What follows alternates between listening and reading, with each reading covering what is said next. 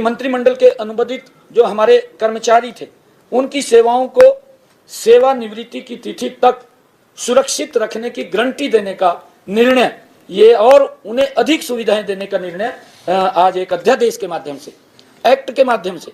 नहीं तो मैं देखता था पूर्व की सरकारें खाली एक पर्ची के ऊपर लिख देती थी और वो कोर्ट में फंस जाते थे, जाकर के कोर्ट में घूमते रहते थे, उनको लाभ नहीं मिलता था।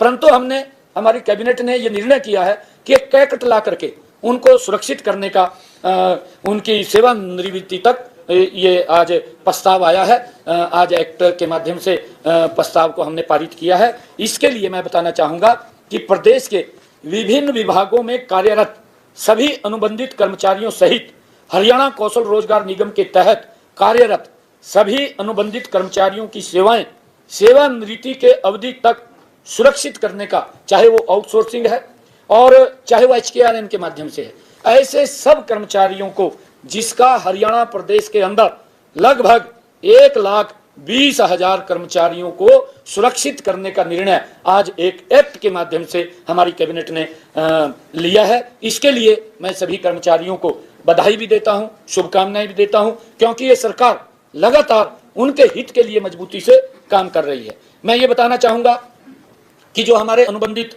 कर्मचारियों को जो पे स्केल का बेसिक वेतन वो प्रदान किया जाएगा, उनकी पे स्केल का बेसिक वेतन दिया जाएगा।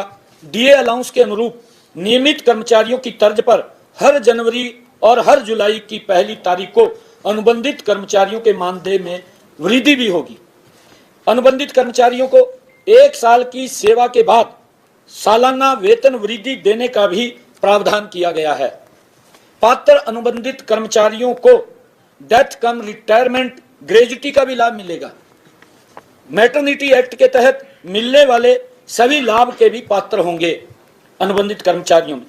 पीएम जन आरोग्य योजना, चिरायु एक्सटेंशन योजना के तहत अनुबंधित कर्मचारियों के परिवारों को स्वास्थ्य सुविधाओं का लाभ प्रदान किया जाएगा।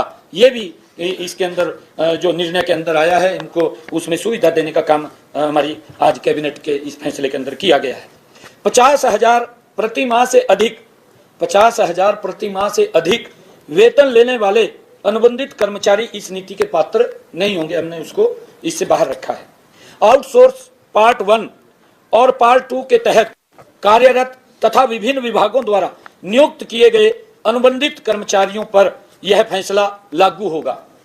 केंद्रीय प्रायोजित स्पॉन्सर्ड स्कीमों के तहत कार्यरत कर्मचारियों पर यह फैसला लागू नहीं होगा। जो केंद्रीय कर्मचारी, जो स्पॉन्सर्ड हमारे कर्मचारी हैं, क्योंकि स्टेट का मामला है, ये केंद्र का मामला नहीं है, स्टेट का मामला है, ये केंद्र का मामला है, केंद्र का मामला। उसके लिए हम विचार कर रहे हैं, हम कैसे उनको क्या कर सकते हैं। उसके लिए मैंने आज अधिकारियों को उस कैबिनेट के अंदर इस विषय के ऊपर भी बात हुई है कि हम अपनी तरफ से क्या उसके अंदर केंद्र सरकार को भेज सकते हैं कि वो उसके ऊपर कोई निर्णय, क्योंकि केंद्र का विषय है।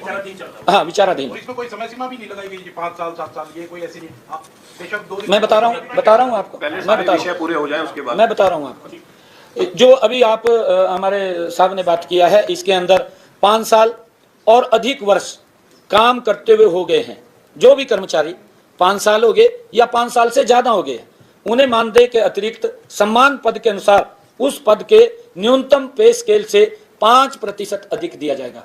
5 साल की इसके अंदर हमने वो रखी है कि 15 अगस्त 2024 तक जो भी कर्मचारी उसने 5 साल पूरे कर लिए हैं उन सबको इसका लाभ मिलेगा। ऐसे जो 5 साल हुए हैं उनको, जैसे मैंने कहा कि उसका न्यूनतम पे स्केल का 5% अधिक मिलेगा।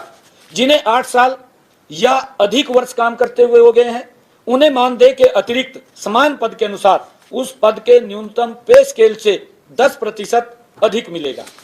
जिन्हें 10 साल और अधिक वर्ष काम करते हुए हो गए हैं, उन्हें मानदेय के अतिरिक्त समान पद के अनुसार उस पद के न्यूनतम पे स्केल से 15% अधिक मिलेगा। ये आज कैबिनेट ने सर्वसम्मति से, जिसका मैंने जिक्र किया है कि लगभग 1,20,000 हमारे ऐसे कर्मचारी हैं जिनको ये लाभ मिलेगा। और क्योंकि जब हमने गेस्ट टीचर्स को भी इस पॉलिसी के अंदर हम लेकर के आए थे, उसके अंदर कुछ चीजें छूटी थी। हाँ, एक्ट लेकर के आए थे। पहली बार है कि पहले तो पूर्व की सरकारें तो क्योंकि लॉलीपॉप देती थी, और लॉलीपॉप इस प्रकार का देती थी, एक पर्ची पे लिख करके देते थे, वो कोर्ट में जाकर के चैलेंज हो जाता था। परंतु हम एक्ट के माध्यम से लेकर के आए हैं। हमने जो